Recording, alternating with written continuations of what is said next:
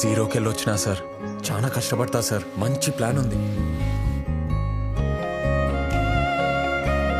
Job గ్యారంటీగా వస్తుందని అనుకున్నానే, ఇక హోపే లేదే.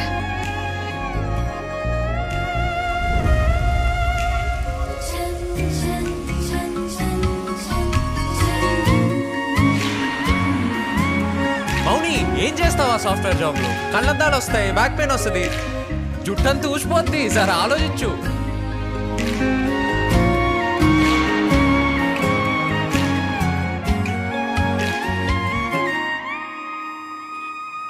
ఏంద్రా వదిలేస్తావా నన్ను? ఆశ నిరాశల ఉయ్యాలాటలు